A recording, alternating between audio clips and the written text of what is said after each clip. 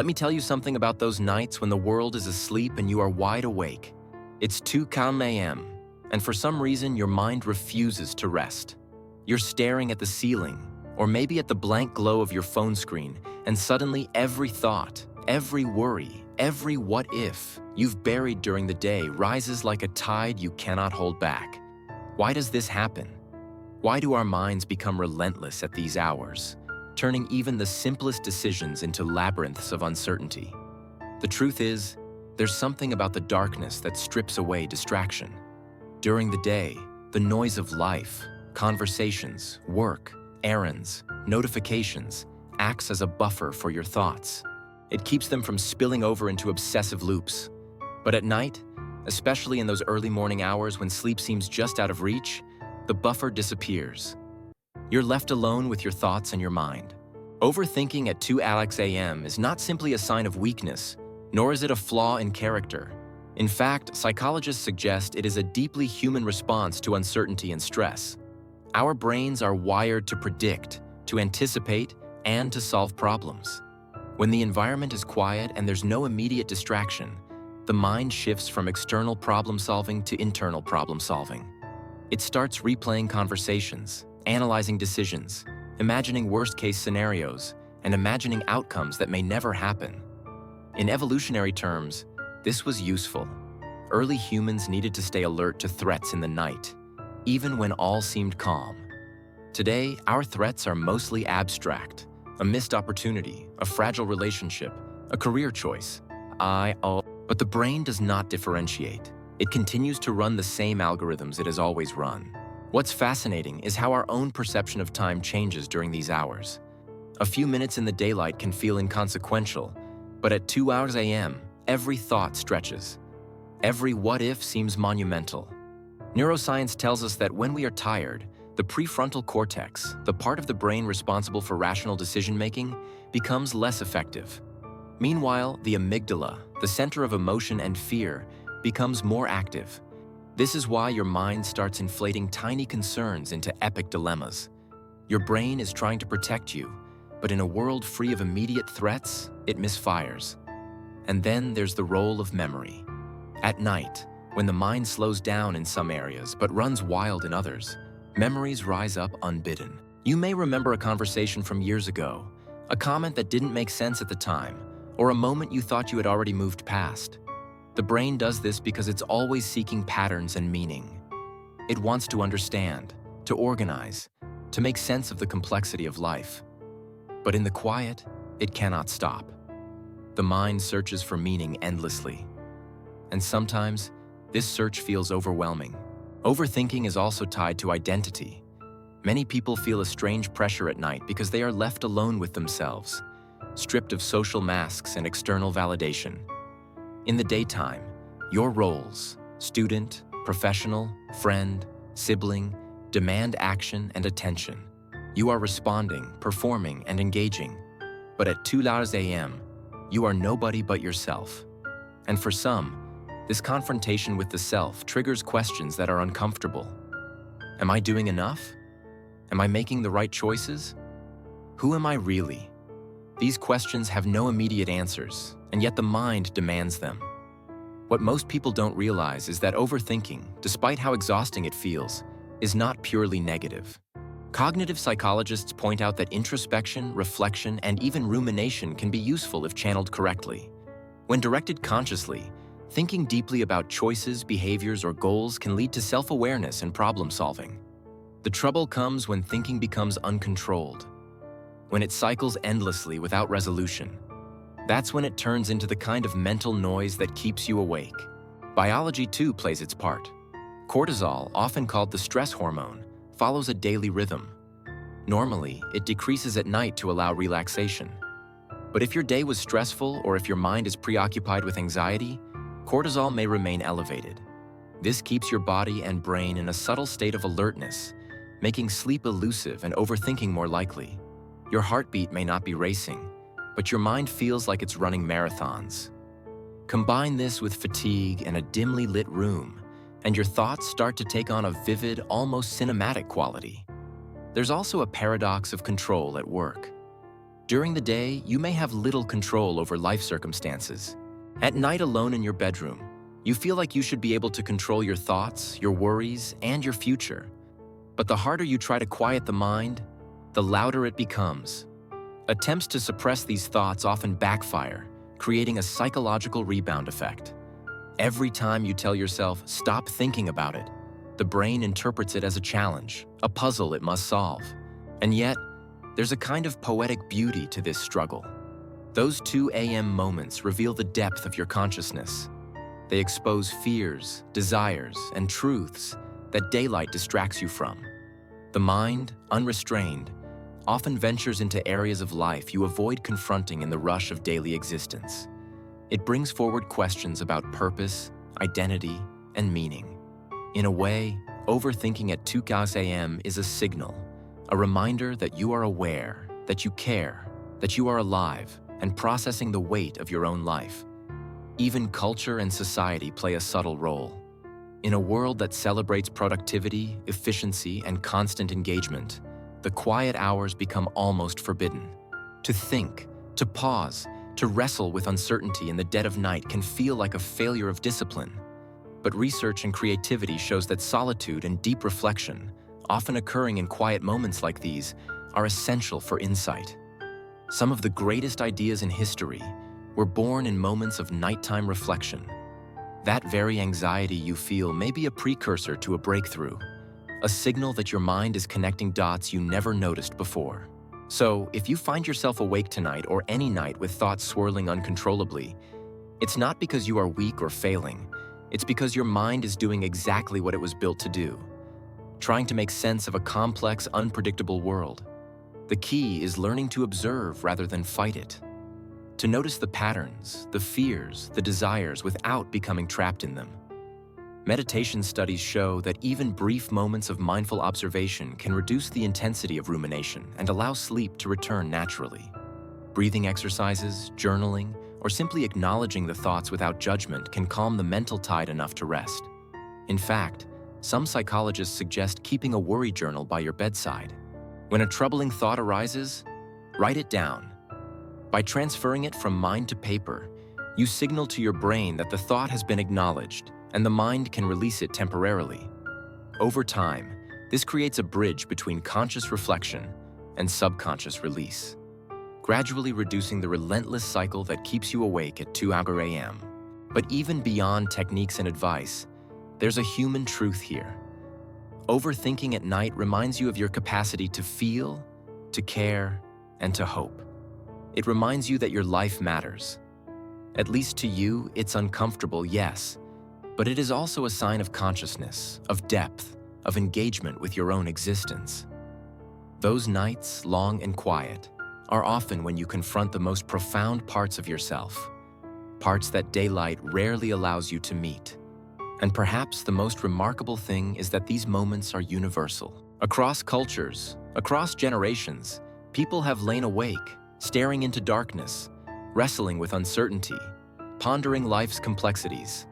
There is comfort in knowing you are not alone, that countless minds have navigated these same restless waters, and countless more will follow. The questions may never have perfect answers, but in asking them, in feeling them deeply, you are participating in the essence of being human. So tonight, when your mind races, when every decision and regret rises like waves in the dark, remember this: your overthinking is not a flaw. It is the echo of awareness. It is the mind's attempt to organize, to protect, and to understand.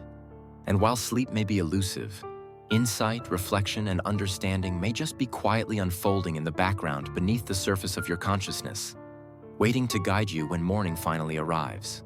As the night stretches on, there's another subtle reason your mind refuses to rest: the way it processes time. The hours between midnight and dawn are unique. There are no deadlines, no meetings, no urgent calls demanding your attention. Time feels slower, heavier, almost elastic.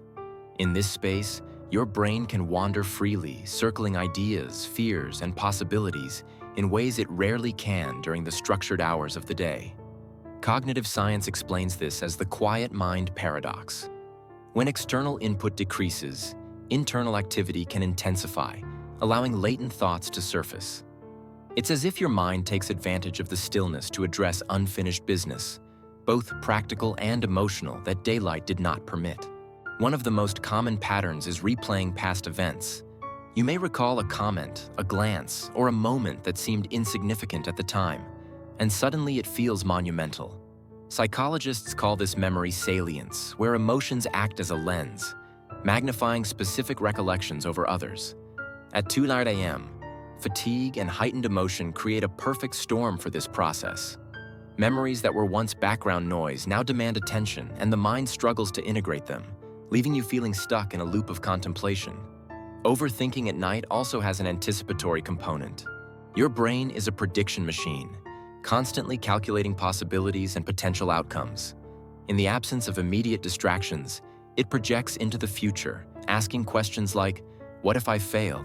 What if I make the wrong decision? What if things don't go as planned? This forward-looking thinking is part of human evolution. It helped our ancestors prepare for challenges. But today, it often manifests as anxiety. The challenge is that in the stillness of night, the mind lacks context and feedback. So every what-if scenario feels as urgent as reality. Interestingly, research into chronobiology, the study of biological rhythms, shows that late-night overthinking is often more pronounced for people whose circadian rhythms lean toward evening alertness. These night hours naturally experience peaks in mental activity when the rest of the world is asleep. While some people can harness this alertness for creativity and problem-solving, others find it leads to rumination and worry. The key difference is whether one observes these thoughts as constructive reflections or gets pulled into an emotional spiral. And the spiral itself has a subtle emotional rhythm. Overthinking at 2 a.m. often begins with small concerns, an unfinished task, a strained relationship, a minor embarrassment. Gradually, these small ripples swell into waves of self-reflection, guilt, or fear. The brain links disparate worries together, forming narratives that may be exaggerated or entirely hypothetical. This process is called cognitive chaining. And while it can be distressing, it also demonstrates the brain's remarkable ability to connect dots and seek coherence. In essence, overthinking is a natural function, a sign that your mind is trying to organize a complex internal and external world. There's also a philosophical dimension to this. When the rest of the world sleeps and your thoughts surge with questions, you are confronting existence itself. What does it mean to make the right choice? How can I navigate life with clarity when the world is uncertain? Who am I beneath the layers of roles and expectations? These questions, uncomfortable as they may feel, are the same ones philosophers have pondered for centuries. Overthinking at night is, in a sense, your personal dialogue with existence, your mind wrestling with meaning while the world lies quiet. What makes these moments even more profound is the emotional rawness that accompanies them. During the day, emotions are tempered by social interaction, physical activity, and distraction. At night, fatigue lowers psychological defenses, and feelings that were muted now surge. Regret may feel sharper, longing more acute, anxiety more consuming. This amplification is not a sign of weakness, but of heightened sensitivity. It is a reminder that you are alive, capable of deep reflection and emotional resonance. And while it can be exhausting, it is also a conduit for self-understanding and empathy. Science supports this notion. Neuroscientific studies on REM sleep and late-night cognitive processing reveal that our brains often consolidate emotional experiences during the early hours. The brain is sifting through memories, experiences, and unresolved feelings, integrating them into our mental landscape. Overthinking is in this context not a malfunction, but a side effect of the mind doing its deep work. Even when sleep seems elusive, the mind is actively trying to make sense of life, emotions, and experiences, preparing you for clarity when the day returns. Yet, there's a balance to be struck. Too much rumination can erode mental health, creating anxiety that lingers beyond the night. Awareness is key. Observing the process without judgment transforms overthinking from a trap into an insight engine. Techniques like mindfulness, journaling, and guided reflection can help. Even simple acknowledgement, saying silently, I notice these thoughts, but they do not define me, can create enough distance to allow rest. It's also important to remember that overthinking is not uniform. Some people dwell on past regrets, others on future uncertainties, some on social connections, and others on existential questions. The specific content varies, but the mechanism is consistent. The brain's relentless attempt to analyze, predict, and understand.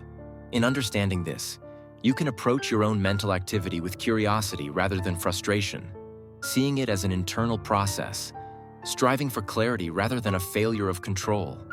And here's an insight that can be liberating. Overthinking often signals unresolved priorities or values. When the mind repeatedly cycles through a concern, it may be highlighting an area of your life that needs attention, adjustment, or acceptance. In this sense, those restless hours can be a guide, a mirror reflecting the aspects of life that matter most to you, even if they are uncomfortable to confront. But perhaps the most human element of all is the shared experience across cultures, languages, and generations. People have lain awake at 2 a.m. grappling with questions, fears, and dreams.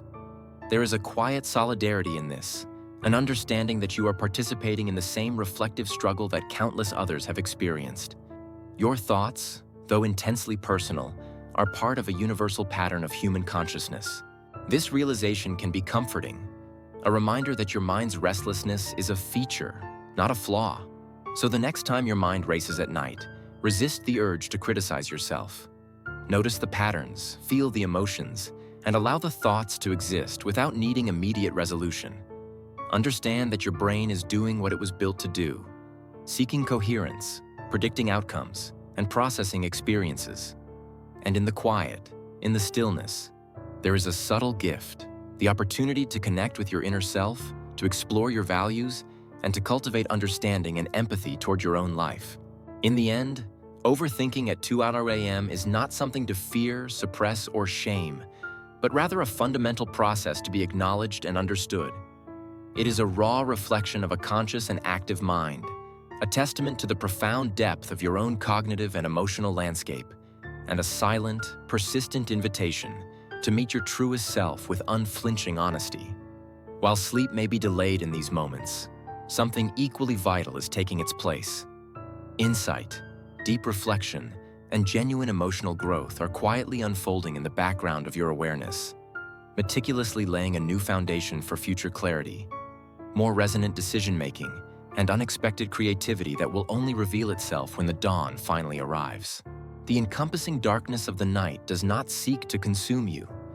Instead, it acts as a vast blank canvas, granting the necessary space for your mind to illuminate the subtle truths, unspoken fears, and hidden hopes that the relentless rush and glare of the day so easily obscure.